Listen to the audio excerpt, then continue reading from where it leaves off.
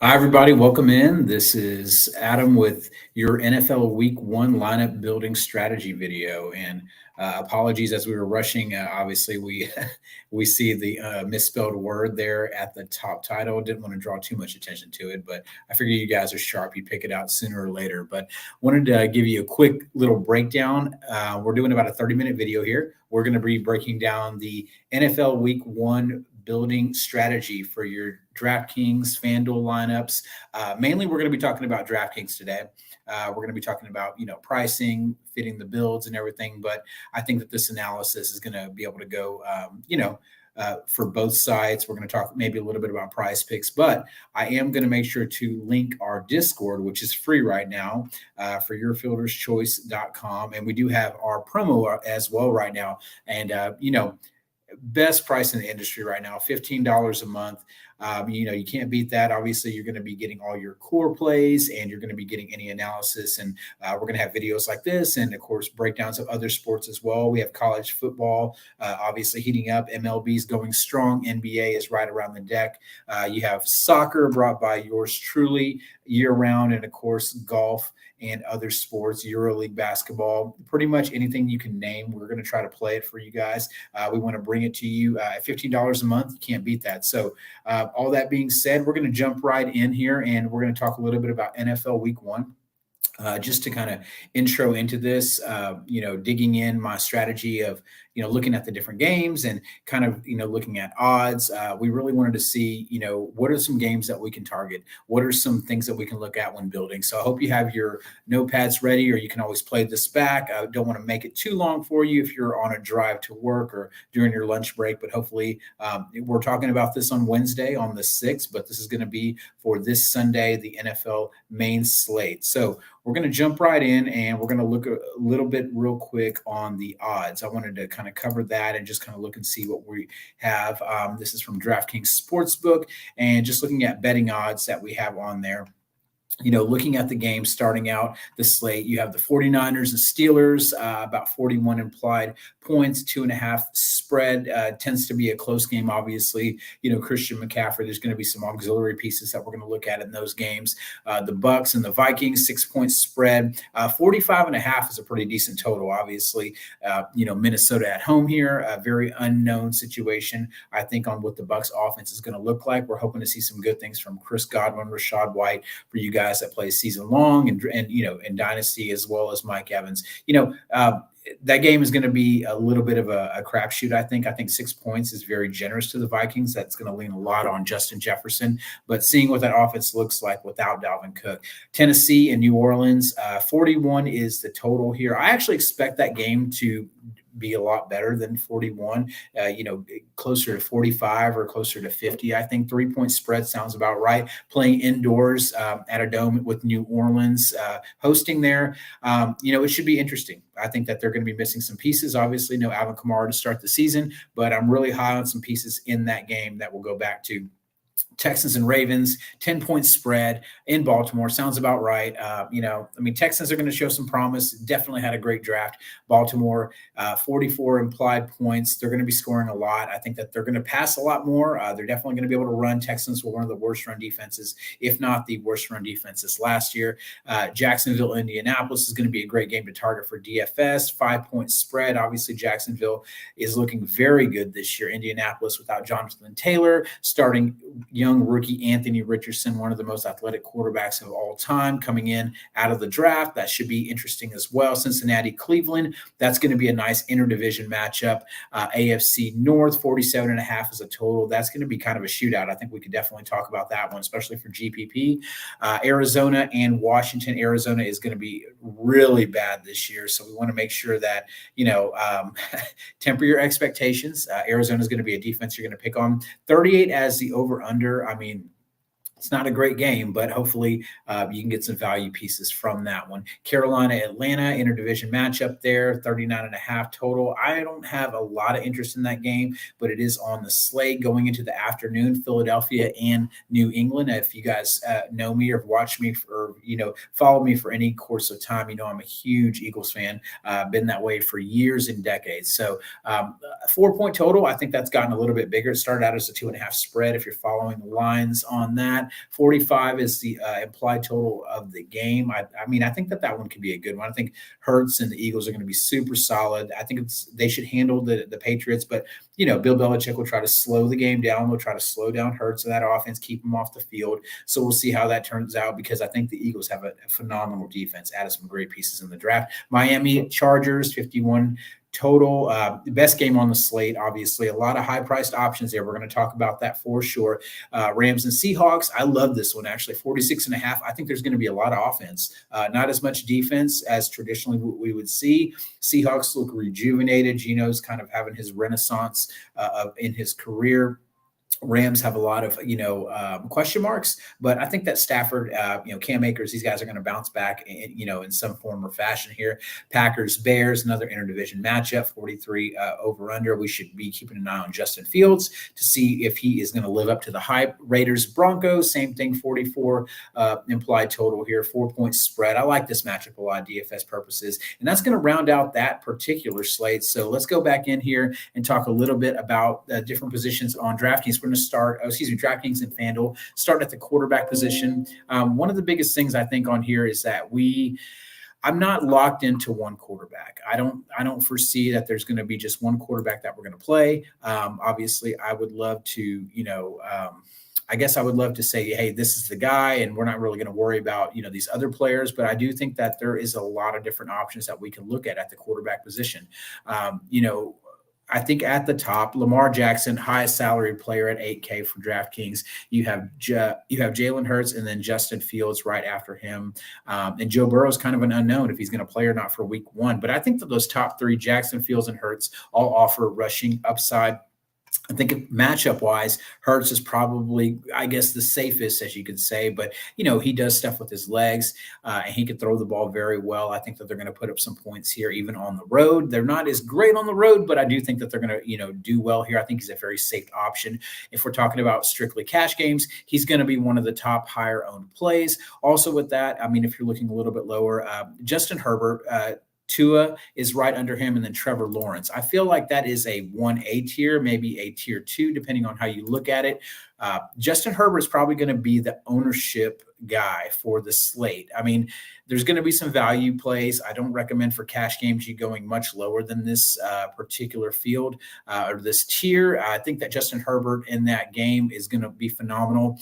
They did add Kellen Moore from Dallas, who's going to bring a more vertical aspect to this offense. It's really going to incorporate, some things with Mike Williams, Keenan Allen, Gerald Everett being able to stretch the field. I think actually the player that probably takes the most hit right away is going to be Austin Eckler. So if you guys are going to be following, season long, I think that this is going to be a definitive defining game of where Herbert's going to really start his season out. I mean, he had some previous success against Miami. They met in week 14 the previous season. And, he went 39 of 51, 76.5% completion rate, 22.48 DraftKings points, 102.3 quarterback rating. Not bad at all, especially for that price tag. But I do think that Hurts is going to be somebody that is going to give you that safety with his legs. Herbert's not really going to run, even though I would say that Miami does give up some, rushing yards to QBs, but Herbert's not really going to take off a lot.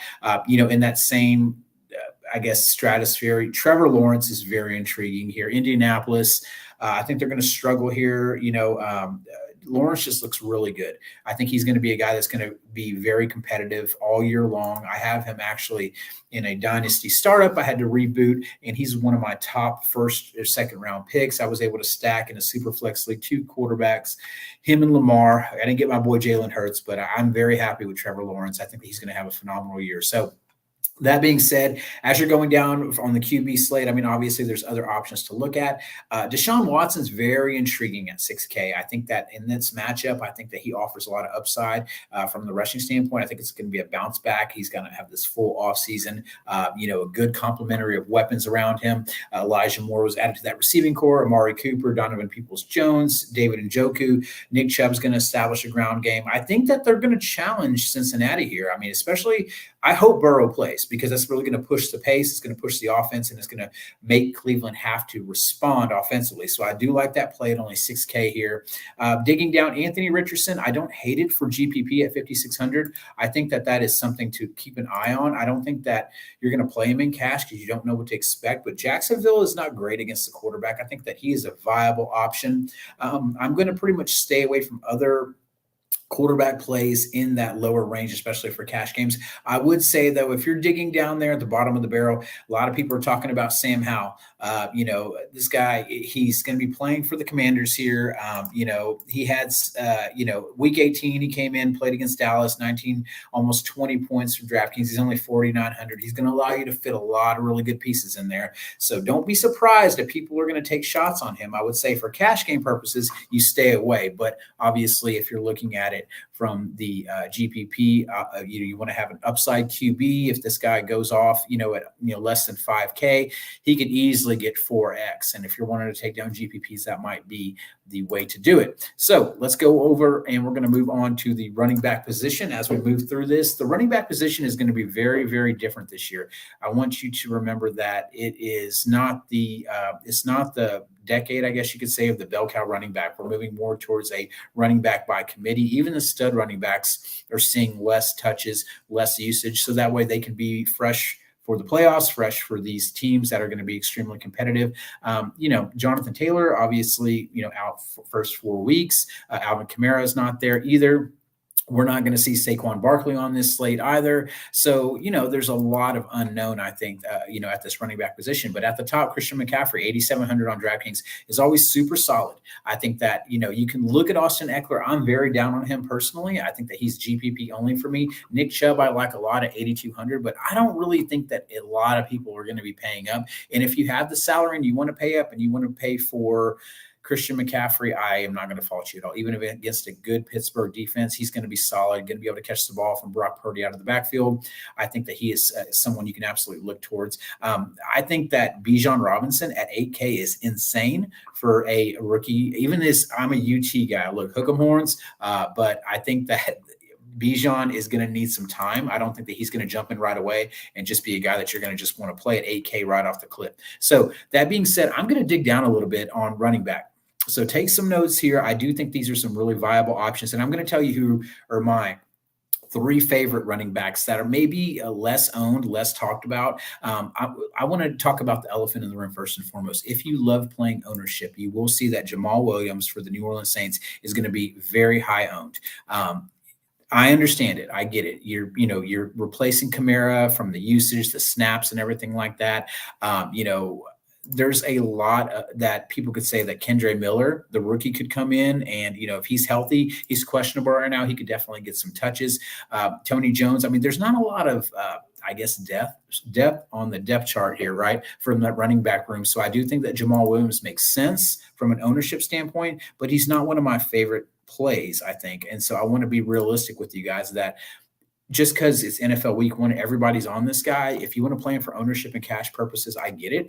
But I'm looking at some other ones. So as we dig down, I got a couple guys that I like. J.K. Dobbins is super interesting at 6,600. He's not one of my favorites, but just remember, Houston was abysmal, bottom of the barrel in rush defense this last season. Baltimore's coming in as a favorite. They're going to want to run the ball if they decide to put the workload more on J.K. Dobbins. Maybe they want to keep him fresh. Not really too sure with that, but I do think he's very viable at 6,600. If we're digging down a little bit more, a guy that I like, they're right next to each other, actually. Aaron Jones, I want to talk about from Green Bay. I do think that with Jordan Love here at the helm taking over, at quarterback, I think Aaron Jones, man, he is super solid against the Chicago team who's actually allowed a lot of rushing yards and a lot of passes out of the backfield from running backs. I think Aaron Jones did not finish the season super strong. He had an up and down, mix and match of games. But remember, beginning of the season, Aaron Jones went 15 for 132. He had a touchdown. He had, I think, 3 receptions, another touchdown, 35 DraftKings points against Chicago week 2 in a Green Bay 27-10 win. Not saying this is absolutely going to happen, but this is something that you really need to keep an eye out because no one's really going to play Aaron Jones. I think that he is somebody that you should absolutely look at here in your lineups. Right underneath him, one of my favorite running back plays is Cam Akers. Now, I get it. You may not be like, what are you talking about? Like, right? I get it. From a cash game standpoint, he is super solid. You know what I mean? He went over the last 3 weeks. He was at 18, 17, and 37. Obviously, a big outlier in a huge game. 23 carries, 118 yards, 3 touchdowns for Denver in week 16. But he was solid the last half of the year. I mean, they just rode him. I mean, this offense, like I said, they have Cooper Kupp there, but there's not a lot of things that they're going to be looking at in the I guess the offensive game. And Seattle is one of the worst rush defenses, and they didn't bring a whole lot of pieces in there to make me think that that's going to be much different here. Cam Akers, 6,200. I think he's going to be a late hammer playing the Seahawks here, which should be a higher scoring game. I think that he's going to find some success. I think at 6,200, if you are expecting, 2.5 to 3 times that salary return, I mean, if the guy returns close to 20 points, you're in a really good spot, and you save some salary to go down at some other skill positions like wide receiver to be able to pay up there. Going down a little bit more from that, I mean, there's some really good plays with Kenneth Walker, the third here, also against a Ram team that could definitely give up some rushing yards. I mean, he was solid, like I said, from a cash game play the last 1, 2, 3, 4, 5 weeks of the season. Double-digit fantasy points. I mean, he's, a couple times, 29 carries, 23 carries, 26 carries. Even though he's not targeted as much out of the backfield, I don't think that Zach Charbonnet is going to be a guy that's going to take over right away. So I think that we really need to look at the Kenneth Walker, the third piece here, as a viable play. Going down a little bit more, we talked about, obviously, Jamal Williams from the New Orleans Saints, but there's a couple guys that I really like, but I'm going to go all the way down here. I think what may be a little bit more popular play, and that's Deion Jackson. He's only 4,100. He's probably going to be a chalk play for me that I'm going to play. I'm just going to go ahead and eat that. 4,100 is an extreme value on the running back position. Remember this, no Jonathan Taylor. All right. If you're looking at the rest of the running back room for the Indianapolis Colts right now, let's just go ahead and pull that up real quick. Zach Moss is questionable right now. He may not play. He may play. He may be injured. He may be limited. They got Jason Huntley. They have Evan Hull. They have Jake Funk. None of these guys are going to be able to pull a lot of carries away from Deion Jackson. When Deion Jackson got the opportunity last year, and we're speaking specifically against a Jacksonville team, he went 12 carries. He got 10 targets with 10 receptions in that game, over 100 total yards from scrimmage, 28.1 DraftKings points, and that was only 1 rushing touchdown. If you're looking at the Jacksonville Jaguars, just from a run defense standpoint, they're at the bottom of the barrel too. They're sitting right there with Houston. They're not going to be, someone that there's going to be like, oh man. I mean, when you're talking about just DK points, I mean, they allowed a lot last year, and receptions out of the backfield, they were second worst, right behind Kansas City, and we know we like to target them, but they allowed 12 rushing touchdowns as well. So I do think Deion Jackson here, even though he might be more of a chalkier play, 4,100, I think that's chalk you have to eat. And I think that he's a play that I'm absolutely going to be all over for this next week. And then kind of rounding that out, if you are interested in attacking Arizona, Antonio Gibson, Brian Robinson Jr. are both going to be in that low 5K range. Both are viable plays that I will look at. Let's move on to wide receivers. We want to keep this timely. And as we're moving to wide receiver, I want to talk a little bit about some of these top-end options. Obviously, you have Justin Jefferson up top, 8,800. He is never a bad play.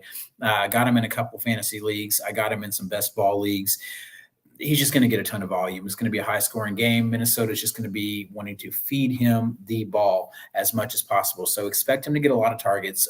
With that being said, Cooper Kupp's right there. We're not super sure if he's going to be good to play or not. Like, this may even just make me want to play Cam Akers even more if there's any setbacks with Cooper Kupp. So keep an eye on him as we go throughout the week. Obviously, Tyreek Hill is right there, and then you have Jamar Chase. I think Jamar Chase in GPP is an excellent option. You can play him as a standalone in cash, but I am absolutely all over Tyreek Hill. I want to be able to pay up for some wide receivers, and Tyreek Hill is one that I want to pay up for. If you look at this game script, this game environment, Miami and the Chargers, like, there's going to be a lot of points that are going to be scored here. Okay. So with that being said, if you're just looking at it from just I don't know, like what is going to happen in this game? What is the most likely outcome? Is that, Miami and excuse me, and Miami and the Chargers are both going to give up a lot of passing yards. I believe the Chargers play a lot of cover three. They did have J.C. Jackson, I believe one of their cornerbacks was injured in preseason. I don't know if he's going to be back or not, but Tyreek Hill is pretty much matchup proof. Tua is going to be looking for him. You can definitely look at Jalen Waddle, but I think Tyreek Hill is an excellent pay up. I can save 600 off of Justin Jefferson. He's somebody I can come to, and I can be confident in playing him going forward. So, Mark, any of those guys down up top, outside of maybe Cooper Kupp, I'm definitely all in on. If you're going GPP standpoint, we can talk about later. There's a lot of options here. There's the AJ Browns, Keenan Allen, Devontae Smith. I think he's a little overpriced for this matchup, though. I would say that either Seahawks receiver, DK Metcalf. I know you have Tyler Lockett down there, T. Higgins, the other side of that Jamar Chase duo there for Cincinnati. A lot of good plays here. I want to move down a little bit, though. I want to look at 6,500, Chris Olave. Now, I know we talked about earlier that we did mention, obviously, Jamal Williams, and we talked about why he would be, a good play. It makes a lot of sense. But let's look at what the actual Titans defense is all about. The Titans defense gave up 4,671 passing yards against them. This last season. They gave up 29 touchdowns. That was the worst in passing yards. That's the second worst in touchdowns that they allowed, right? So just attempts, they gave up the most, 671. Teams are not afraid to pass against the Tennessee Titans. So what does that mean for Chris Olave and I guess all of the New Orleans secondary? The receivers that they have. I mean, you have Michael Thomas right there, right? A.T. Perry could get some looks. You might have a tight end where you're going to look at Juwan Johnson. And I don't know if you know, Tennessee's not really good about anybody they want to cover in the secondary. So I really like Chris Olave here at 6,500. His ADOTS targets, there's a lot of opportunities where he had, big plays on the books, for if you look at his metrics where he just didn't convert a lot of them. And that's okay because he's going to get those opportunities. He's going to grow here in year two. 6,500, I think, is a good bargain price for him. I think that he has 10 to 15 point floor. I think that he has a 25 point upside. 6,500 on DraftKings. Chris Olave, one of my favorite plays here, along with Tyreek Hill. And then if I'm going down a little bit more, there's other plays that we can absolutely consider. Wide receiver is a place that I do want to pay some salary on. I'm going to stay away from a few spots. I think that Amari Cooper, kind of give you a little preview. I do like him in Prize Picks on his overage on 57.5 receiving yards, but I think you can go down there, get a lot of different plays that you can look at. I'm very, very excited about Mike Williams here. He's only 5,700, okay? 5,700 in a game that I want to target. Like I said, I could consider Justin Herbert at quarterback, or I can play Jalen Hurts. That doesn't mean I can't play Mike Williams if I have Jalen Hurts. You don't have to always stack your guys. It's nice to do, but a guy like Hurts or Lamar Jackson or Justin Fields, you don't need a complimentary receiver because they're doing a lot with their legs. So that being said, Mike Williams, 5,700, looking like an absolute stud going into this week. Had a great end of the season. Last time he played Miami, week 14 last year, guess what he did? Caught 6 for 16 for 116 yards and a touchdown. Even without that touchdown, that's extremely solid. He's talking about, 16, 17, fantasy points here. He's going to be targeted quite a bit. If we're looking at the other side of that, you can look at Keenan Allen, but he's 7,300. You're saving nearly 2,000 in salary and just by rostering Mike Williams here. And at 5,700, I think that not only is he a value, I think he's going to be one of the top plays overall at the wide receiver position. So Mike Williams, mark him down as well. He's going to be super solid as you go and you dig down. There's a lot of options. I don't mind either Denver receiver against the Raiders here, Sutton or Judy, depending on if they're healthy or not. Obviously, the Pittsburgh guys against San Francisco here, George Pickens, Deontay Johnson are all going to be options that we can look at. Talked a little bit about some value previously, but if we're digging in and we're looking at some good value, you can absolutely dig down in the 3K range. I do think that Elijah Moore for the Cleveland Browns is 3,800. I don't have him in front of me. Donovan Peoples-Jones is 4,300. I like both of those guys from that team. But I think that really what I'm going to be looking at here is I want to get a piece from that Jacksonville passing attack. Especially if I'm playing Lawrence. He's a guy that I do want to pair someone with. And I'm looking at Christian Kirk, 5,600 here. I do know that Christian Kirk is going to be challenged, obviously, for targets by Calvin Ridley and Evan Ingram for, from some aspect as well. But with that being said, Christian Kirk is just super solid. He had a combined 28 targets, 14 and 14 in weeks 19 and 20.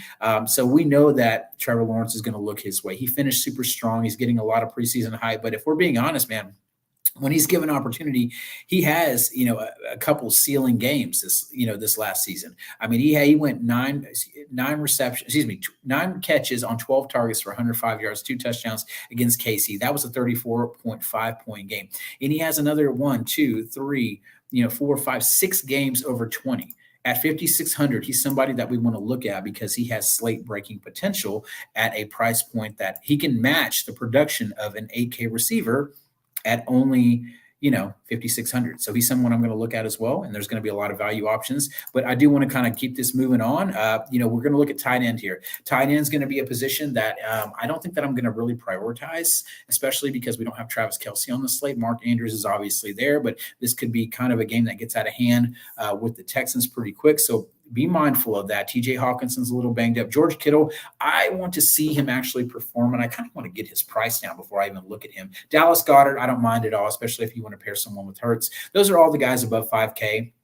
As we're digging down, here's the guys I'm going to target. Evan Ingram, 4,700. I talked to you about why I like the Jacksonville team here against Indianapolis. I think Indianapolis is absolutely suspect against the tight end. I'm going to be looking at Gerald Everett here with the Chargers against Miami. They were actually one of the worst teams against the tight end this last season. Gerald Everett comes in, only 4,300, absolutely somebody I want to look at. David Njoku right there at 4,200, Pat Freiermuth 4,100. All those guys are super solid. I think you can find a lot of options here, but if I'm really going to just be honest with you guys, I'm going to pay down probably at tight end. 2 guys I'm looking at, 2,900. I don't know if you could guess him or not. Kylen Granson for Indianapolis Colts. I actually called him last season, and he had a great return on investment. I played him in a couple of his, weeks that were, some of his better weeks, albeit only 10 points or 9 points. But you're talking about a guy that's going to be rostered at 2,900 in salary. If this guy decides to go and score a 9 or 10 point game, he's at 3x his salary. So he's doing what we need to for our lineups. He's allowing us salary in other spots, but he's somebody that I'm absolutely interested in, especially because Anthony Richardson is going to need a target to throw to. He threw to 2 guys multiple times during the preseason. Number 1, Michael Pittman. Number 2, Kylen Granson. So he is going to be looking. He's not going to be able to progress 3, 4, 5 reads. He's not that kind of quarterback. On the run, Kylen Granson can offer him a good receiving option here against a Jacksonville team that's really poor at defending the tight end. So I really like that play a lot. You can absolutely also look at, I want to go back real quick. I'm not going to go too far into it, but talk about Gerald Everett more. I really like Gerald Everett here, the Chargers. Remember, this Miami secondary was supposed to have Jalen Ramsey, and he's on IR. So, a lot of times he will cover that slot or that tight end. He's a great man-to-man matchup against these weapons in the receiving game. But I think that going back there, I really like him a lot. Kylen Granson is obviously going to be somebody I'm going to look at, but I want to talk about a rookie here. If you're looking at Michael Mayer, obviously I think out of Notre Dame here on the Raiders. Denver was one of the worst teams defending the tight end this last year. So I do think that Mayer is going to be somebody to absolutely look at. If you're talking about salary, he's only 2,800. You can fit him or Granson in, and you can make a lot of things happen with your lineup. So that leaves plenty of salary for your flex position. If you're just starting out with a Cam Akers, Deion Jackson, Tyreek Hill, Chris Olave, and Mike Williams right there, you can pick a value play at tight end, and you have a lot of options here. Quarterback, I think you can go anywhere you want. I'm going to be honest with you. If you go for a value quarterback, you can play some of these top-end options. You can get to a Christian McCaffrey, at running back. Like if I had to look at it, I'm not an idiot, right? Cam Akers, Christian McCaffrey, of course I'm going to take McCaffrey every time. I would take Nick Chubb over Cam Akers. There's a handful of guys I would take before I get to this Cam Akers. Just because I like him that much at that price point doesn't mean I think that he's going to be absolutely the best play on the slate. All right. That being said, guys, we're going to go ahead and we're going to talk about the defense special team position. I'm not going to make this long on you. The chalk one, we're going to attack the Arizona Cardinals. We're going to just play the Washington Commanders here, 2,800. I don't see any reason why you need to be cute with this. Just play the Commanders. They're cheap, right? They're going to get some sacks. Arizona's awful. If you absolutely need to look at some other teams, I don't hate the Ravens if you're paying up there. I don't hate the Eagles at 3,700. There's someone to look at as well. Jacksonville at only 3,500. They are probably going to allow some production on the offense, but can absolutely get sacks and get interceptions and turnovers as well. The other pay down option that I don't mind is if you're going to, look at maybe just, I don't know, that you think this team is going to struggle. If you think that the Titans can go and, really, really beat up the New Orleans Saints. And that's a very GPP take. But honestly, guys, I don't really foresee any issue other than not going with the Commanders here. So that's going to be my defensive special teams take. And rounding it out, let's talk GPP real quick. GPP is important because I want to talk to you about how I build my GPP lineups. I pick a game. I take a quarterback from that game, and I usually take 2 pass-catching weapons. That can be a running back. It can be a running back and a wide receiver. It could be 2 wide receivers. It could be a wide receiver, tight end, running back, tight end, depending on the team that we're looking at. And then I always have at least one run back piece of that game. So let's just take one of the best games on the slate to target. If we're wanting to build a lineup and we're going to start out and we're going to target this Miami Chargers game, the way that people will most likely target this will be a Justin Herbert with his receiving weapons stacked against maybe a Tyreek Hill run back on the other side, maybe a Tyreek Hill and a Waddle. But I want to do something a little bit different. I really think that Tua is going to be overlooked here.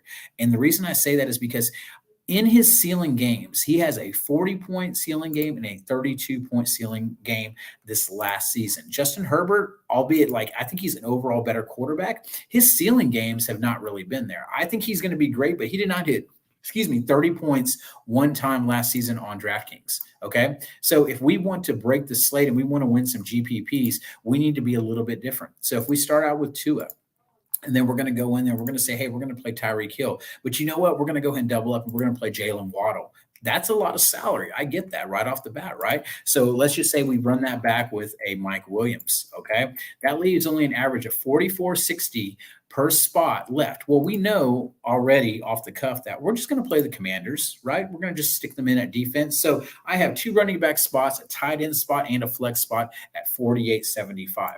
There's a lot of value options there. I'm not going to build this whole lineup for you, but I do want to tell you from a GPP standpoint, there's a lot that you could do there, especially if you're playing a cheap tight end. This allows you to build your GPP lineups accordingly. So with that being said, I love that game is a stack. One other one that I'm really looking at here is I was digging through a couple. I really like this Cincinnati-Cleveland game, and I do think that I would probably go with a Deshaun Watson play. I'm going to probably play him with an Amari Cooper, and I think Elijah Moore, man, at 3,800, I really like that there. Or I'm going to play Nick Chubb, but I don't think that they correlate well. If I think that Cincinnati's going to get ahead, I think that's going to be because they're just out, blowing them out the water, right, with a Jamar Chase or maybe a T. Higgins. If I played let's just say Joe Mixon, right? Cleveland is very suspect against the run. Then I play Jamar Chase, and I'll run it back the other side. Deshaun Watson, Amari Cooper, Elijah Moore. We're in a very similar situation. 48.75. Let's just say we go in and we're like, hey, you know what? We're going to just do what Adam said. We're going to play the Commanders defense. Now you're at 55.66 on your average spots left. So all that being said, guys, GPP, there's a lot to do. I'm going to go ahead and make sure in the chat that we go ahead and put the Discord link on there. I want to make sure you guys have that. And then, with that being said, I do appreciate you guys jumping in here on the YouTube. If you're checking this out from the actual website, yourfielderschoice.com, don't forget $15 a month right now grants you all sport access. This is your week 1 lineup building strategy video. I appreciate you guys as always. At YFC Sports V12 is my Twitter handle. Feel free to reach out to me or just check me out on the Discord, tag me, message me, do whatever you guys got to do. Good luck. We're going to talk a lot more maybe about the showdown slate on the Discord as well, and look for some GPP articles as well later this week. Thanks, guys. Have a great day.